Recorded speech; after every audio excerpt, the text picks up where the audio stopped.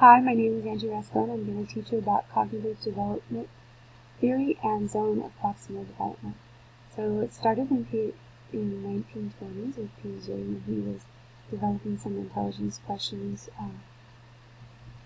for the French based on English intelligence testing, and he was noticing that the children's responses were different from the adults. So he came up with the theory of cognitive development, which in basic terms means developing a child's view of the world. The genesis would be genetic epistemology, which would be the beginning of thought. That's where he figured out that the children were beginning to think, and that the adults had been thinking for quite some time. And so they had been through some stages of development, which he came up with the terms, the 4 stages of development: progression of reasoning, thinking, and behavior development internally, which would be biologically and genetically, from your parents, all the things, the information that your body gets and that it has received come down the pipe, and then externally, which would be the environment, some of the things that have been happening around the child would affect and influence the different responses that the children would give. And so those 4 stages would be sensory motor stage, we're learning where did my mom go, object permanence, birth to age 2, which is typically why they cry when they come to school, and then pre-operational stage from age 2 to 7, are you my mom? And that's where they're looking maybe for a stuffed animal or a friend or something to transfer some of their emotions, some of their thoughts, some of their feelings, some of the knowledge that they've learned from 0 to 2, some of that knowledge they're going to transfer it onto an object that's right in front of them. And then concrete operational stage from age 7 to age 3 is the 3rd stage. I have one mom and she comes back. She might be a different shape, a different size. She might have makeup on where she didn't have it on before, because she got up a little bit too early, or not early enough, maybe got up a little bit late.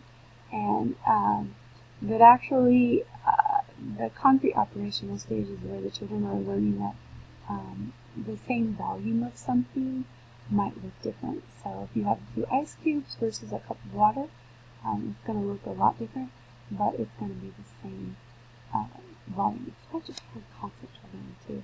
Even as you get older, it's just so weird. You're like, what? Ice and what? What is it?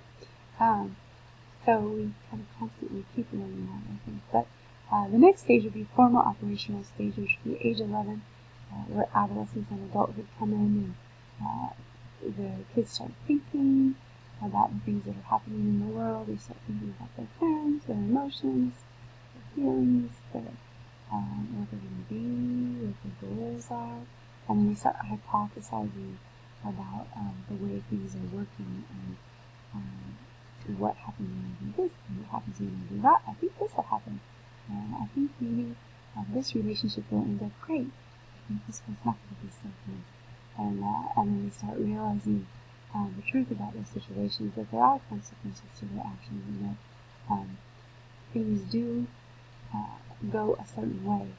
And so one of the things I forgot to mention in the earlier stages is that discovery learning was one of the terms Piaget came up with. And really what that means in simple terms is just let the kids play.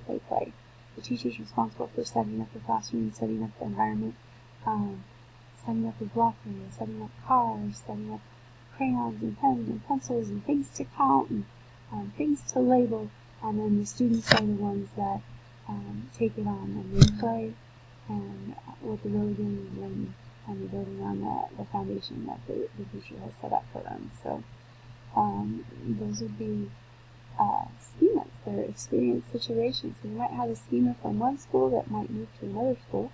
It would be nice if that assimilation would occur as a 1 + 1 = 2, but sometimes children need to accommodate, and 1 + 1 does not equal 2. It might equal, one preschool might not look the same. It might have different colors, it might have different teachers, or it might have different rooms and different environment for the outside versus the inside, and that would be the child needing to make an accommodation for the things that they have seen and experienced. It's not always going to be the same, and that's what they're learning when they start to accommodate. And then there's a place of equilibrium where they can come to peace, and 1 + 1 might be an adjusted 2. And so that would be where the child is learning that it's okay that they don't look the same, and it's okay that 1 plus 1 might not always equal 2, even though in math we know it does. But that's just one way to look at equilibrium. Oh my gosh, why can't I say it? Equilibration? Anyways, equal something. So, Vygotsky in 1931 wrote Zone of Proximal Development. Basically what I know and what someone else can help me know. That's in very simple terms, but there's always a more knowledgeable other, it seems, and in his theory, super, because you can always have the original knowledge that you have, and then you can always add new information from another person. And so maybe you know how to do this much of something, and you just need that other person to come alongside and say, hey, try this. And then once you try it, you've increased your knowledge, and so you can go do that for somebody else, hopefully. Also, Vygotsky, out of his developing terms, developed collaborative learning, which would be kind of what I just talked about, which is the higher educated or more experienced person coming alongside to help the lower educated, a little bit less experienced person. Then we have reciprocal teaching, which is amazing, and I love it. It's where you read the text as a student, and you summarize it, and you start questioning, you start formulating some questions about the material, and then you ask the teacher, you ask other students, there's clarification, and then there's a prediction.